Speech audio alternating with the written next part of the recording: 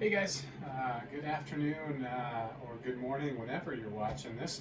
We're going to go ahead and start a new lesson, lesson 6.3 on vectors, an introduction to vectors. And you might feel like this kind of has a little bit of a different change of pace to it from all the trigonometry work that we've been doing. And it does a little bit, though there are applications of trigonometry for sure to vectors, especially when we start talking about component form and using trig to represent vectors in that way. So anyways, let's get started. Lesson 6.3, vectors in the plane.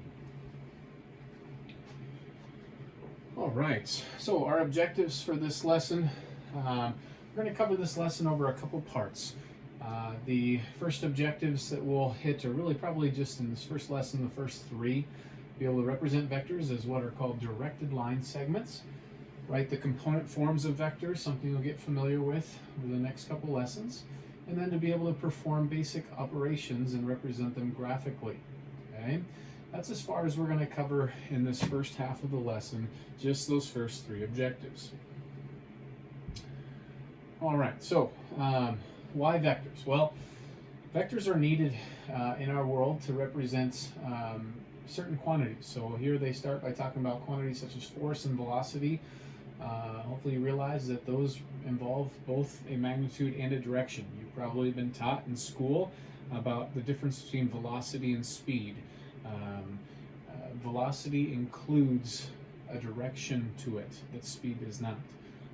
So when we talk about forces and velocity, these have a magnitude and a direction, and that's what a vector can represent. So it says to represent such a quantity, we can use what's called a directed line segment, which ultimately is a vector. And here you have a directed line segment pictured. It has its initial point at P and its terminal point at Q. There's some vocabulary for you. It's very similar in a way to your geometry days last year working with rays. Notice the naming convention here. See if I can get my cursor to show up. Maybe not. Okay, but notice the naming convention, excuse me, where the initial point being P, notice that's kind of the initial point or the end point as it was called of our ray, and then our little picture above it. Now notice also it's not the same thing, it's not the same notation as with a ray. A ray you typically have a full arrow on top. This is kind of like a half arrow on top to represent this directed line segment PQ. Okay, so that's a directed line segment. Again, in a directed line segment, there's an initial point and a terminal point. Now, its magnitude, whenever you read magnitude, you need to associate that with length, the length of the directed line segment or the length of the vector. And we have a special notation for magnitude that we're introducing here, okay, and that is kind of this double absolute value bars.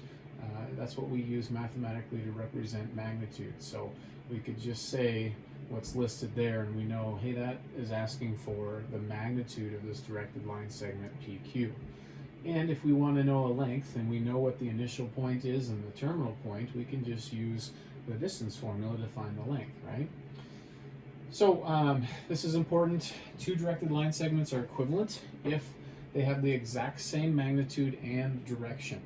Okay, so if you look at this picture here, we've got a bunch of directed line segments pictured there, and all of those are equivalent because they have the same magnitude. If you were to measure each of those, they all are of the same length, and they're in the same direction. And hopefully you can think in your mind as to how you know they're in the same direction. The major part is that they're parallel, right? Now, to get technical here, not all parallel directed line segments would be equivalent if they have the same length. Because if they're going the other direction but still parallel, those are not considered equivalent directed line segments, okay? So they would still have to be going in the same direction, not just the steepness of them, but the same direction and be equivalent in length. All right. So all of those, if all of those directed line segments in that last picture were equivalent, the set of all of those directed line segments, there's really infinite of them, that could have been drawn. There was only 5 or 6 on that last slide, but the set of all of them that are equivalent is called a vector. Okay, so a vector really is just one single directed line segment that represents all other equivalent directed line segments. A couple things to notice here. The main thing is that we denote them. You'll read this in your book better. We denote them with lowercase boldface letters. Often using U, V, and W are very common vectors to utilize. Now, it's really hard for you and I to write in boldface using a pen or pencil. And so what I commonly do is I'll put that same little vector symbol right on top of my lowercase letter, just to help a reader be able to see and understand that we are indeed talking about vectors when we're using those lowercase letters, and it's not just some other variable. Okay? All right, so let's take a look at an example. There's been a lot of information there. Let's see what's the kind of math that we can talk about here. So in this first example, we're given 2 vectors. U and V are their names, or 2 directed line segments, you can think of it. And they tell us the coordinates, ordered pairs for the initial point and the terminal point of each of them. And we're asked to show that U and V, those 2 vectors, are equivalent. Okay? So let me hop on over to my document camera, and we'll take a look at this problem together. Let me get this situated, sorry. Okay, so I just copied down the pertinent information from that problem, and that was vector U. This is what I was talking about, by the way. This is how I will commonly write a vector. It's really hard to write boldface, and so I do that with the little picture of a vector above. But it's the same thing as the directed line segment PQ, and these were the coordinates of P and Q, and likewise for vector V and the directed line segment RS. So we're going to show that they are equivalent. Remember, on that one of those previous slides, we talked about how in order for 2 directed line segments to be equivalent, they have to have the same magnitude and be in the same direction. Okay, so let's go ahead and first let's plot these directed line segments. Okay, so we've got P, it's at the origin, Q at 3, 2, and so this is, that's vector U, and then that's U, and then we've got vector V. R is at 1, 2, and S is at 4, 4. I should have put that label elsewhere. And since they're the directed line segment, R being the initial point, S being the terminal point, we do know that that vector V goes that direction, and this directed line segment, or vector PQ, starts here at the origin and goes out that way. So right off the bat, we can see that roughly they're in the same direction, but that's not good enough. We need to also check that they truly have the same essentially steepness or slope. But the purpose of that was just to make sure that one of them wasn't going the opposite direction.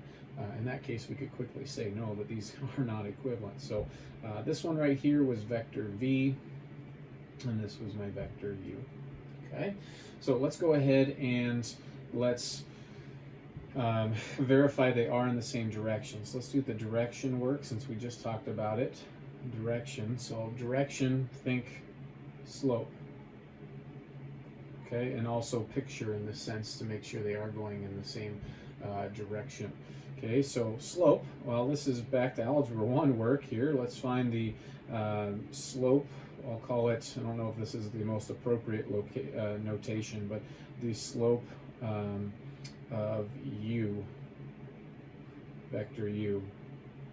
Right, we know that that's difference in y's over difference in x's, so I'm going to go ahead and take 2 minus 0 over difference in x's, 3 minus 0, and we get a slope of 2/3 on vector U. And then I'm also going to do the slope of vector v. And so I'm going to take difference in y's, 4 take away 2, divided by 4 take away 1, and we get 2/3 on both of these. So we can go ahead and confirm, yes, they are in the same direction. And again, just to reiterate, this work right here is actually not sufficient. You also have to look at the picture and make sure that both of them are pointed in the same direction as well. And so, good. All right, and then lastly, let's check, in order to be equivalent, direction and magnitude, right? Have to be equivalent. Okay, and so with magnitude, just think distance formula. All right, so the distance formula was the difference in your x's squared plus the difference in your y squared, all square rooted. So we're going to go ahead and do, remember this notation, the magnitude of vector u first. So that's going to equal the square root of the difference in their x's squared. So that's 3 minus 0 squared plus the difference in their y squared, 2 minus 0 squared. And we go ahead and get, that's 3 squared or 9, 2 squared or 4. Add them together, you get the square root of 13. Okay? And then let's go ahead and do the magnitude of vector v equals the square root of the difference in their x's squared. Difference in their x's is 4 take away 1 squared plus the difference in their y's, 4 take away 2 squared. And that makes 3 squared plus 2 squared, or 9 plus 4, or the square root of 13 as well. And so because these are the same, we can go ahead and say that, back to the question that says show that u and v are equivalent. So we can say u and v are equivalent because they have the same magnitude and direction. Okay, that's the definition of equivalent directed line segments, or equivalent vectors. All right, so hopefully that makes sense. You'll have a few opportunities to do that as well in your homework, but that's just one example initially here of how we can go ahead and put some math to vectors, and that being the direction and the magnitude. Okay, so let me switch on back, and we'll get the opportunity to make sure that I still got my stuff together here.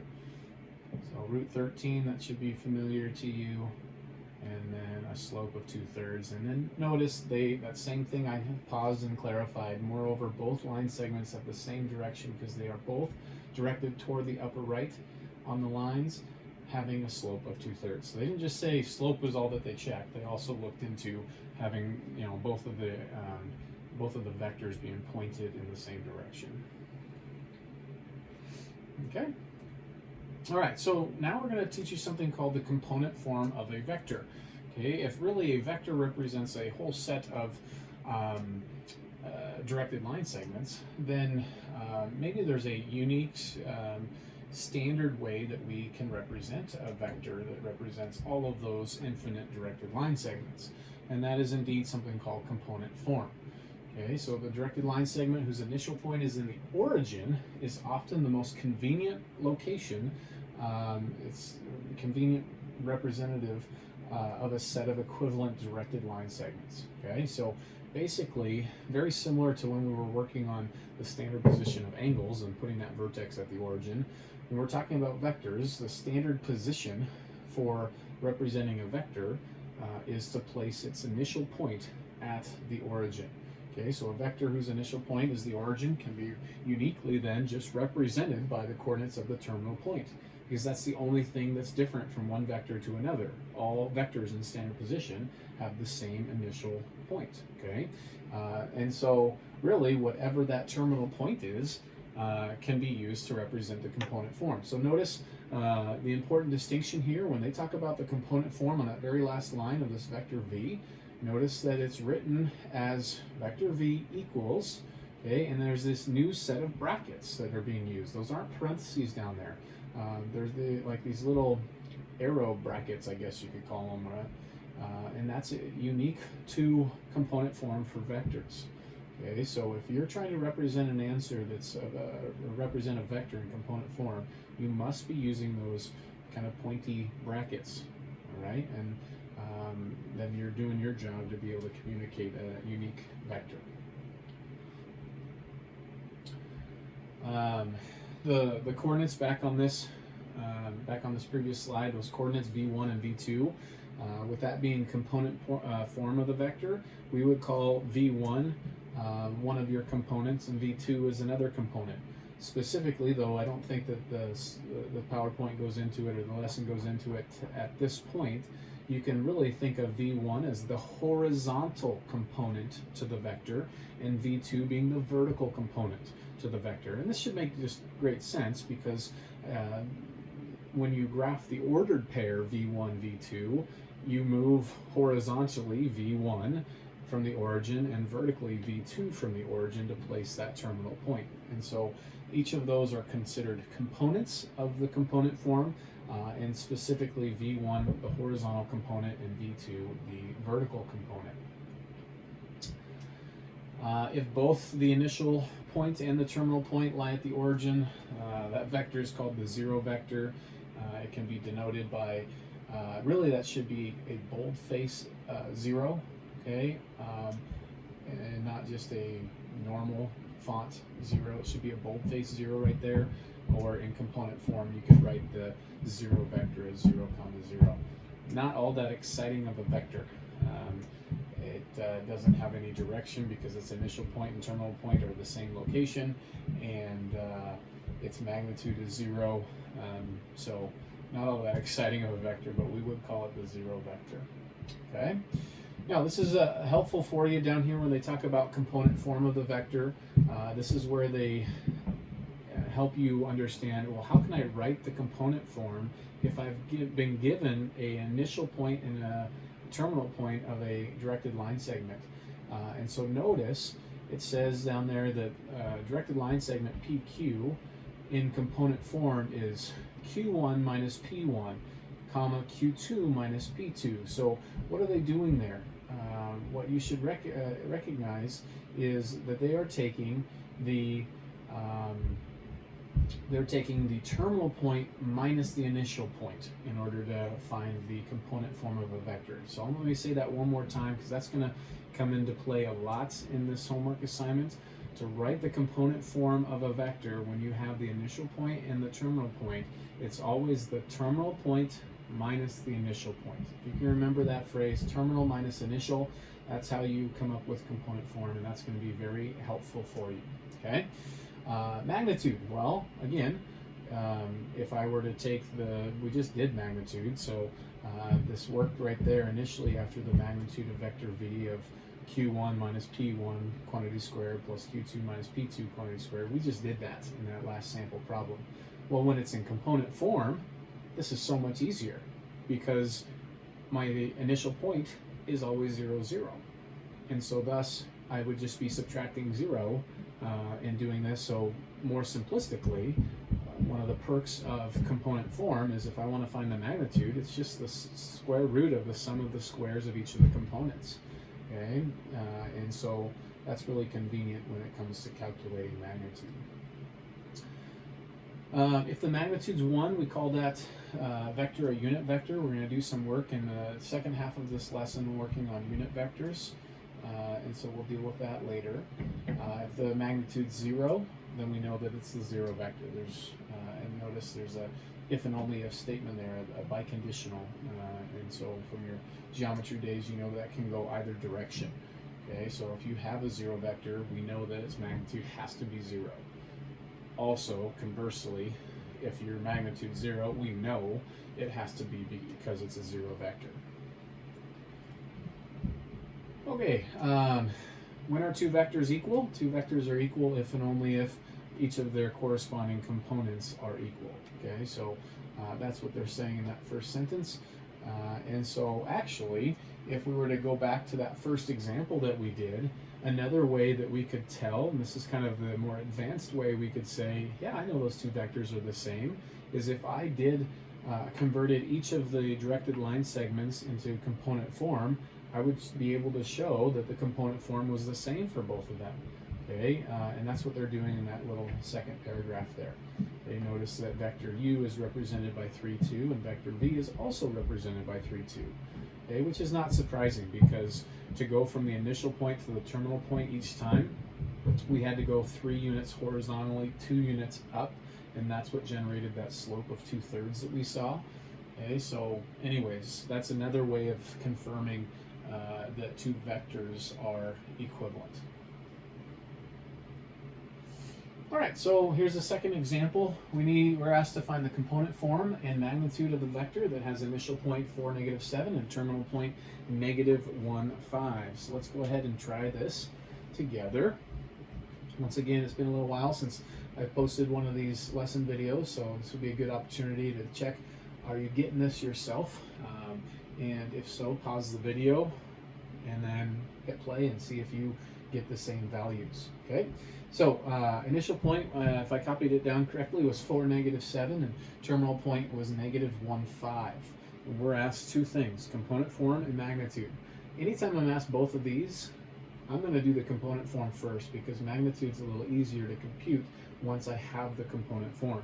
So component form, as we saw on the previous slide, uses these little like less than, greater than brackets, and in them we take the, remember my key phrase, terminal minus initial.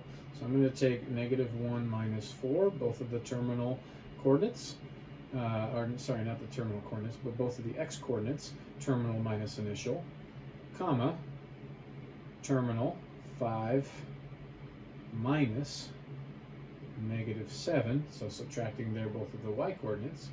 And what do we get? We get -1 take away 4 is -5, 5 minus -7 is 12, and so we get the component form -5, 12. Okay? And we could certainly check this if you really wanted to see, does this seem legitimate? If I was to plot these, 4, -7, 4, -7 is my initial, -1, 5.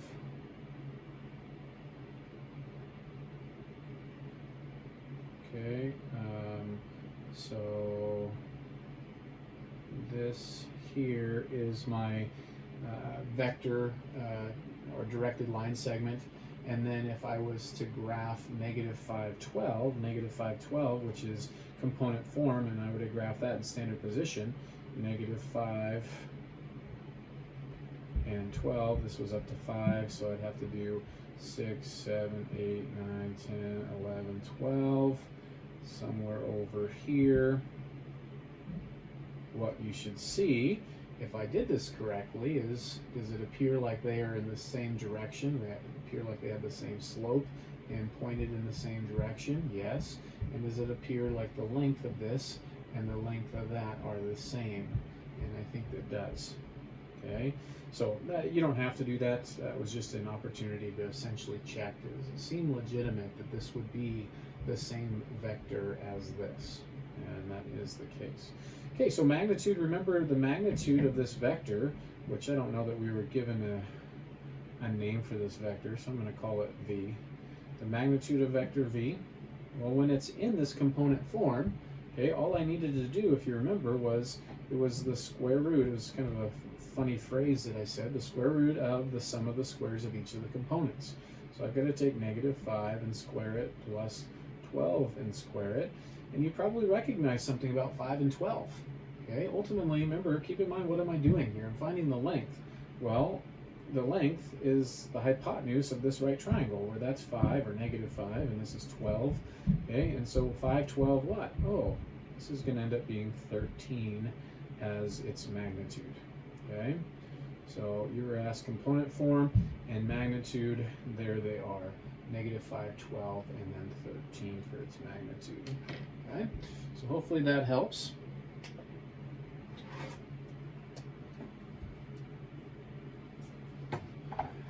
And we can check to make sure I did that correctly.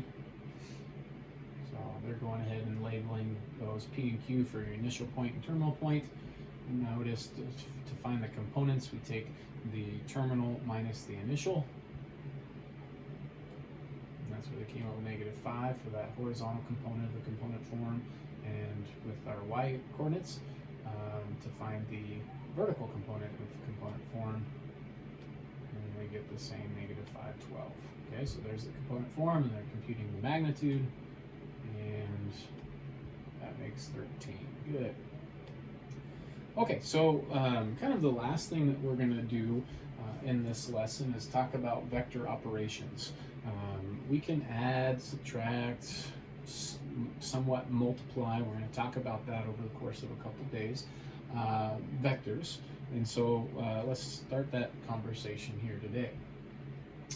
So the two most basic vector operations that we're going to address today are scalar multiplication. Okay? Anytime you see that word scalar, it just refers to a number.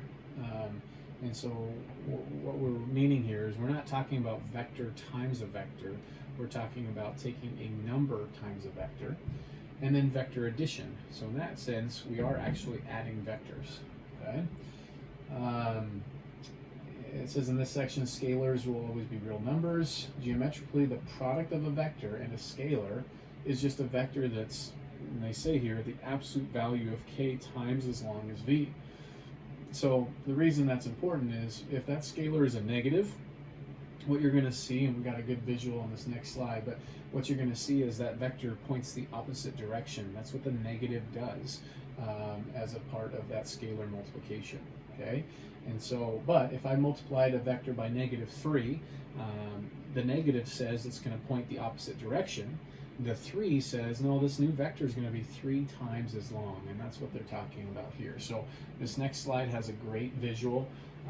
Notice they start with vector v there on the left, and then they include 4 other vectors. The next vector being half v. Notice that it's just half the length of vector v. Same exact direction, right? But the length has been changed, and that's what a scalar multiplication does, is it affects the magnitude. So 2 times v, same direction, but now twice as long. Then you look at -v. Oh, you see the arrowhead got moved to the other side. So what that negative did is, again, it switched the direction of the vector. And then -3/2 v, it switched the direction, and it's 1.5 times the length of vector v. Okay? Now, the second paragraph begins to explain, well, how do I add vectors? It says to add 2 vectors geometrically, as they're going to explain first. It says first position them without changing their lengths or directions so that the initial point of the second vector coincides or overlaps the terminal point of the first vector.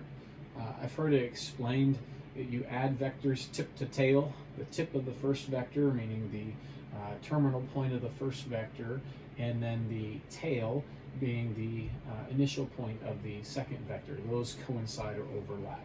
Okay. After doing that, it says the sum of vector u plus v is the vector that's formed by joining the initial point of the first vector with the terminal point of the second vector. Okay, so in this picture, you'll notice u and v were just slid together so that the terminal point of u coincides or overlaps with the initial point of v. Okay, so basically in that first picture there, we're just sliding that vector v on up so that that terminal point of u and the initial point of v coincide. And then look at the second picture.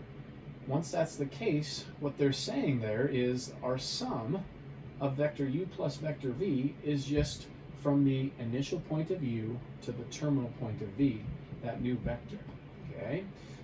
Or it can be explained as being, now you create basically this parallelogram, and it's the diagonal of the parallelogram that is our sum. Right? And that's kind of what they're talking about in that first paragraph. This technique is called the parallelogram law for vector addition, because the vector u plus v, often called the resultant vector. So that's an important vocabulary. You're going to see that as we get to application questions. Anytime you're asked, like, what is the resultant force? You're going to be adding the all of the forces that are involved to find a resultant force. So a resultant vector is just the vector that you get by addition, and that vector is just the diagonal of the parallelogram having adjacent sides u and v. Okay, so here they define then down below, this is important, as oftentimes these blue boxes are, right? Vector addition, how do we add vectors? Oh, you just add their corresponding components. So if you notice there, vector u plus vector v just equals the sum of their horizontal components, comma, the sum of their vertical components. So very, very easy to compute algebraically. Scalar multiplication, how do we do that? Notice, it's kind of common sense. If I wanted to scalarly multiply a vector u as described there by some scalar value k, you just multiply each component by k. All right, so pretty easy on how to do that. If I was to negate a vector, well, that's just multiplying by -1. So the negative of vector v, if v is defined in component form as v1 comma v2, is just going to then be -v1 comma -v2. Well, okay, so then that brings into conversation, well, what does subtraction look like? Well, remember, subtracting is just adding the opposite. So u minus v is just u plus -v. Well, -v means it's the vector going in the opposite direction. So this picture is a pretty good picture. If you want to picture this as u plus -v, you got to figure out, well, what does -v look like? Okay, well, they're graphed in gray. Kind of that light gray is vector v. Well, -v would be that same vector just pointed the other direction. So then if I go to do my geometric addition, I need to align the terminal point of u with the initial point of -v, okay, and that's what they've done on the basically pointing v the other direction and sliding it parallel all the way to where -v is, and then using that tip-to-tail addition kind of principle there, you can see that u plus -v is there on the bottom left. That would be your vector that would represent essentially u minus v. Okay.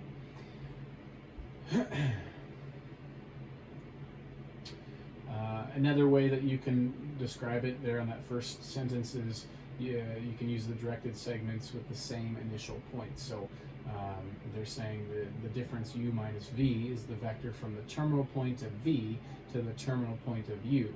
So if you go back to this last picture, oops, went the wrong way.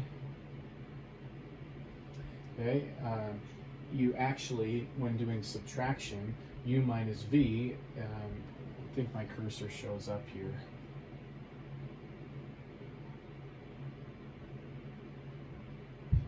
I guess I can come back over here.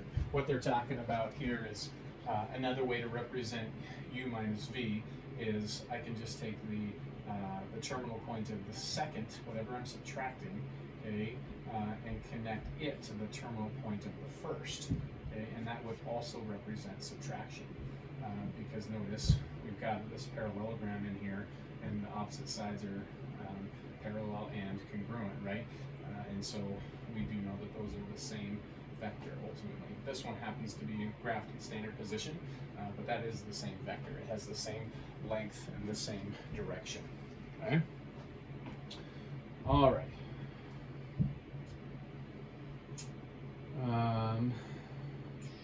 Yeah, we'll take a look at an example now. All right. So here we're asked to compute a couple things. We're given vector v to be -2, 5 in component form, and vector w to be 3, 4 in component form, and we're asked to find each of the following vectors. 2 times the vector v, vector w minus vector v, and vector v plus 2w. Okay, so let's do this together. So once again, very, very simple. A scalar multiplication of a vector is just to multiply each of the components by that same scalar.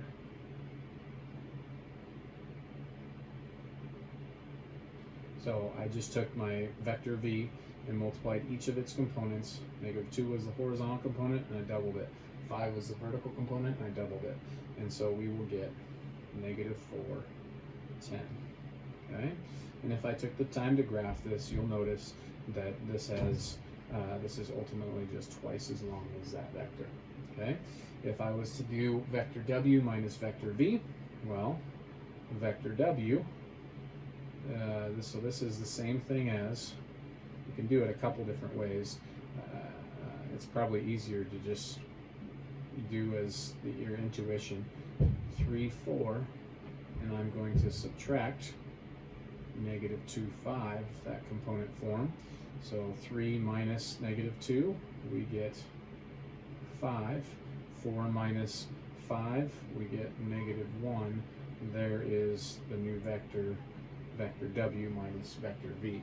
Let's take a look at this one visually, because I think this is helpful. You're going to have some homework problems. They're going to ask you to add or subtract geometrically, so let's just make sure you're comfortable with this. I've got vector v that's at negative 2, 5, and vector v, so I've got this vector is at 3, 4. Alright,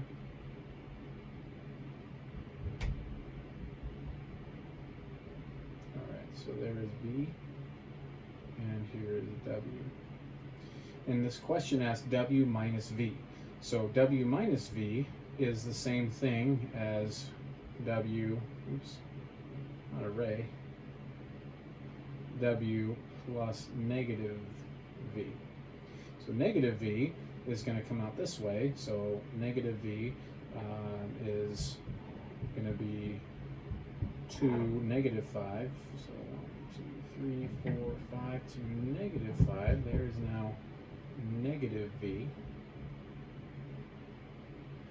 Okay, well if that's negative v, and I'm going to do w plus, so if I go ahead and essentially pick this vector up and slide it over here, so that's going to be something like this, where I go down, what was it, down 5 and over 2, so if I went down 5 and over 2, down 4 brings me here, and down 5 and then over 2 more, so I'm right there.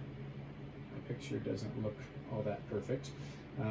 There is the same negative v, and now I keep wanting to draw those as rays. And now if I'm set up to do true vector addition, right, where I'm taking this vector plus this one, notice that the terminal point of this vector and the initial point of this other vector that I'm adding to it overlap. So then the sum is represented by this right there. And well, what is that? That happens to be in component form, because, or standard position I should say, because its initial point is that there at the origin. So then this is in component form, characterized by just the terminal point. Well, 1, 2, 3, 4, 5, and down 1, and there I have that same vector that we were talking about. Okay, so that's one way of doing that, to visualize that vector addition, or in this case vector subtraction. Okay, I don't know that I'll do that for part C, because I'm running out of room, mostly is the main reason. So part C says vector v plus 2 times vector w, so I would go right to their component forms, vector v, negative 2, comma 5, and I'm going to add to this twice vector w, so that would be 2 times 3, comma 2 times 4, and that's the arithmetic that I need to compute. Okay, so doubling that makes 6, and then how do we add vectors in their component forms? We just add their like components, so that's a 6 plus a negative 2, making a 4, and that's an 8 plus a 5, making 13. That should be the new vector, vector v plus 2 times vector w.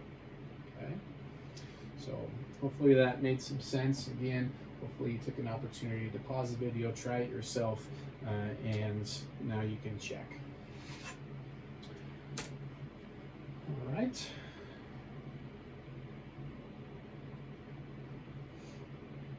Well, they agree. They've gone ahead and taken the time to graph it, and you can see that vector 2v is indeed twice the length of vector v. doing the difference. You get 5, -1, and there they went ahead and graphed it. Here, because it was subtraction, they did the same thing that I just did, where they rewrote the second vector as being -v so that then they can add, and then they use that tip-to-tail addition method there, where they overlap or coincide the tip of vector w, the first one, with the tail of the second one, and then the actual summation is from the initial point of the first one to the terminal point of the second one.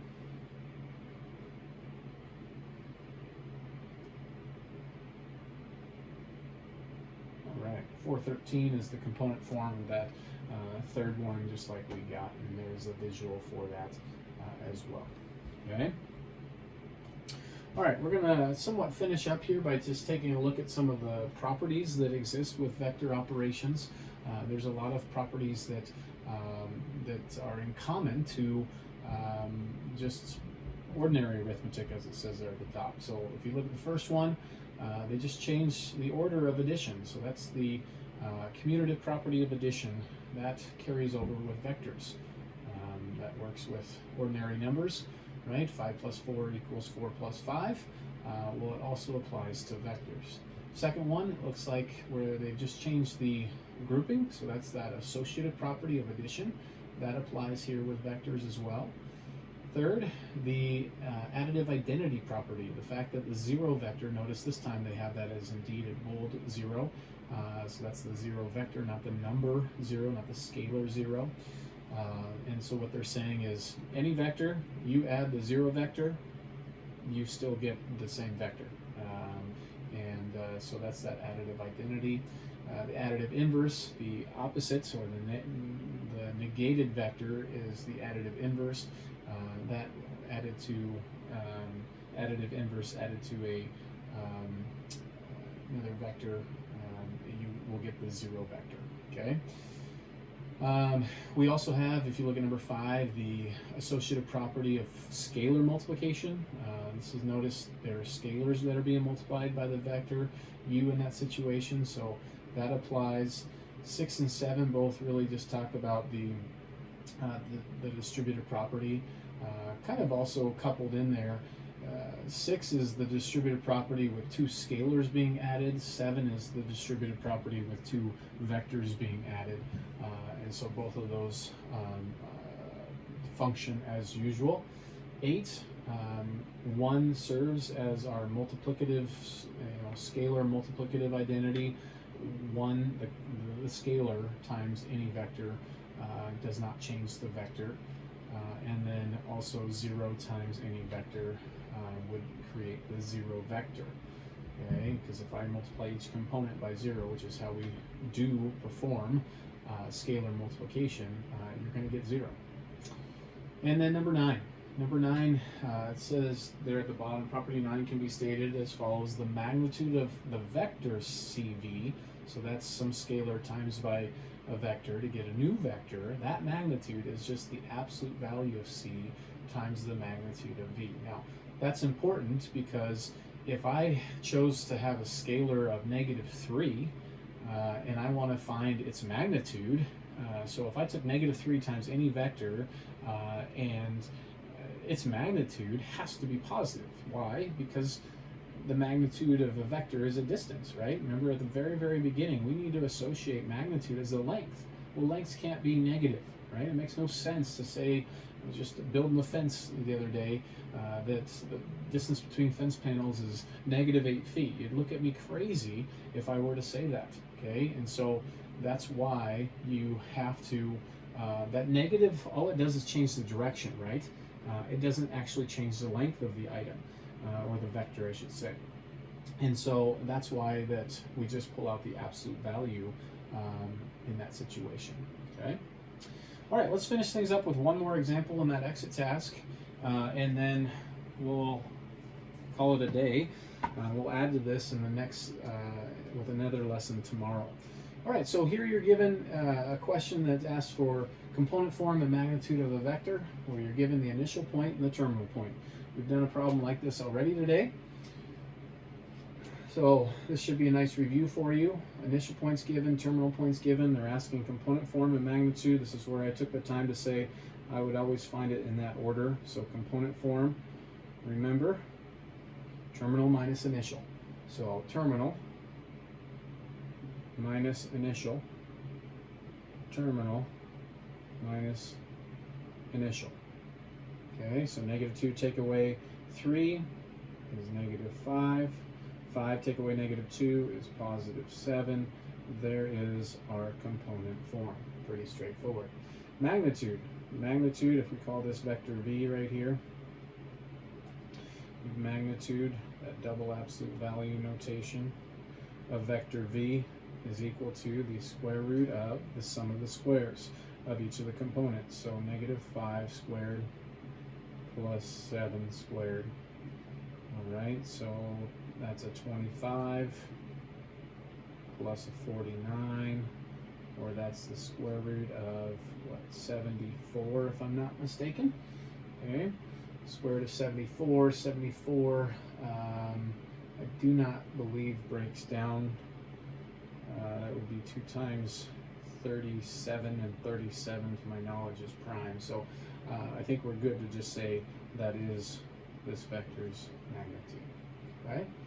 So hopefully this helps and provides some instruction for you for lesson 6.3, at least the first half. We'll add to this again in a second half tomorrow, and so be paying attention online for your first homework assignment to go alongside this.